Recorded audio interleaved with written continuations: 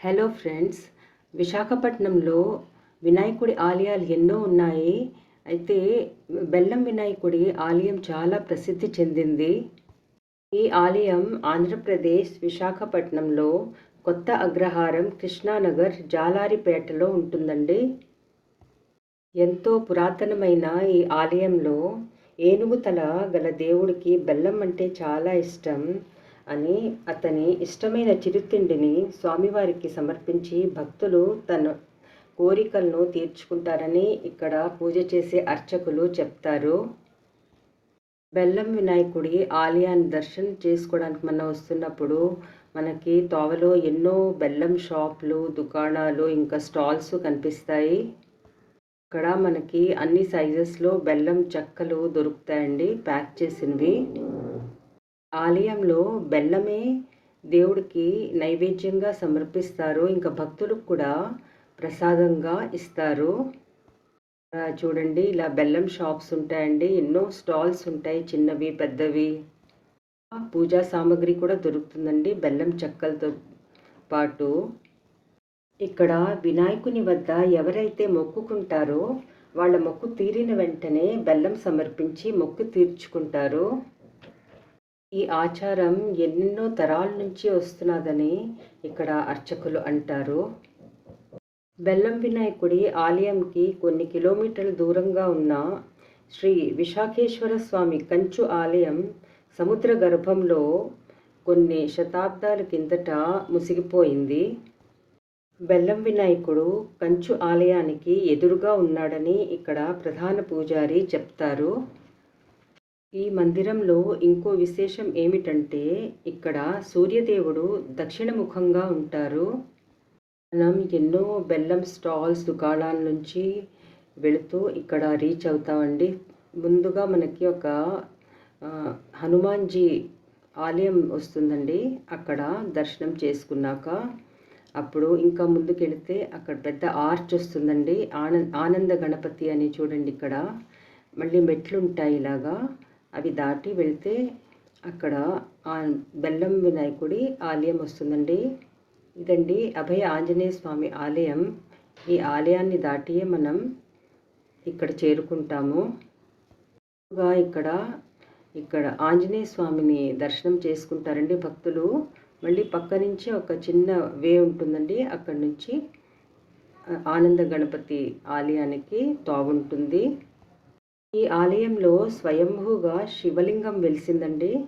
మిగిలిన దేవతలన్నీ సూర్యనారాయణ స్వామి మరియు త్రిశక్తి అన్నపూర్ణాదేవిని చంద్రుడు స్వయంగా ప్రతిష్ఠించాడు.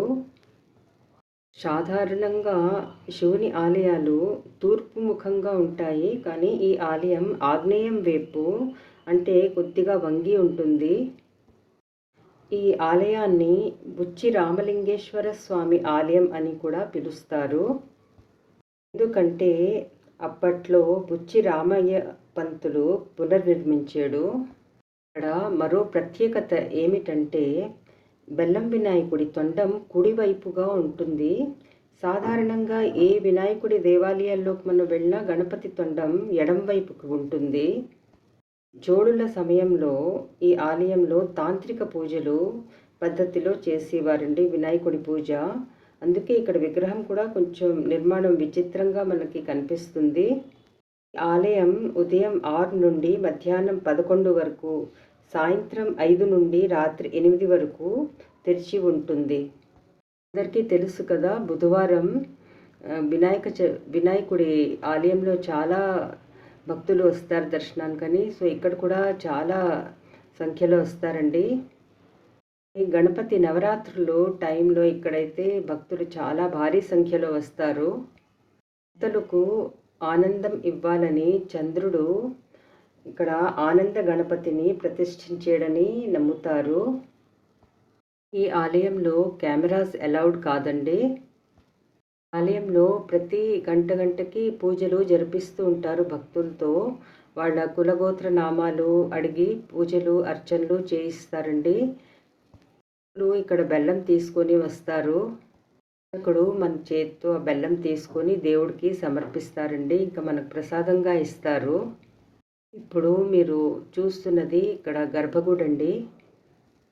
మనం గర్భగుడి చుట్టూ ప్రదక్షిణ చేయవచ్చు.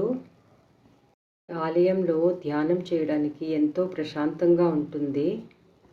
టెంపుల్ని కూడా చాలా నీట్గా మెయింటైన్ చేశారండి. ఇక్కడ చూడండి పూలదండలు దొరుకుతున్నాయి. మనం కొని స్వామివారికి సమర్పించవచ్చు. ఇక్కడ దర్శనం చేసుకొని బయటకు వచ్చాక ఇక్కడ కృష్ణుడి విగ్రహం ఉంటుందండి. పూజలు చేస్తారు ఇక్కడ కూడాను. ఇక్కడే ప్రసాదాలు కూడా ఇస్తారండి మనకి.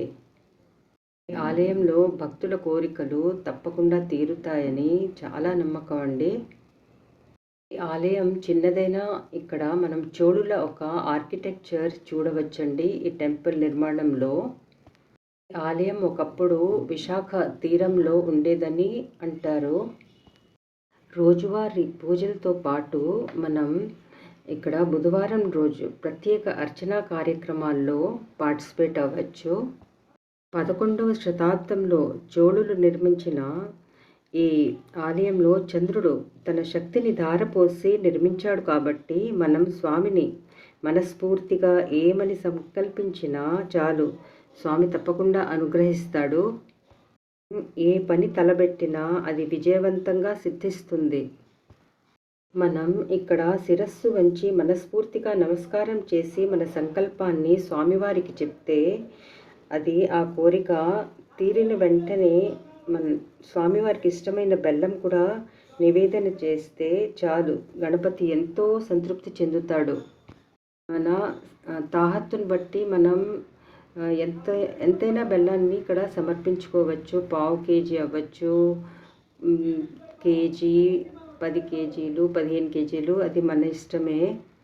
ఇక్కడ మనం సుబ్రహ్మణ్య స్వామిని కూడా దర్శనం చేసుకోవచ్చు. నవగ్రహాలు, జంట నాగులు కూడా ఉంటాయండి. రావి చెట్టు కింద దర్శనం చేసుకోవచ్చు. పూజలు అవి జరుగుతూ ఉంటాయండి. కేరళలో ఒక ప్రసిద్ధ గణపతి ఆలయంలో ఏ పద్ధతిలో పూజలు చేస్తారో ఇక్కడ కూడా అదే పద్ధతిలో పూజలు చేస్తారని అర్చకులు చెబుతారు. మీరు ఎవరైనా ఈ ఆలయాన్ని దర్శనం చేసుకున్నారా? బాక్స్లో మెన్షన్ చేయండి. అన్నదానం కూడా జరుగుతుందండి. అయితే దానికి టికెట్ అంటూ లేదు. మనకి తోచింది మనం ఇక్కడ డైరెక్ట్గా క్యాష్ రూపంలో ఇవ్వచ్చు. వారికి ప్రత్యేక హోమాలు, అభిషేకాలు కూడా నిర్వహిస్తారు ఇక్కడ. భక్తులు ఇక్కడ తన కోరికలు తీరేక స్వామివారికి బెల్లం ఇవ్వడానికని వస్తారండి. వీడియో నచ్చితే లైక్, షేర్ అండ్ సబ్స్క్రైబ్ చేయండి. మళ్ళీ కలుస్తానండి నెక్స్ట్ వీడియోలో. Until then take care, bye.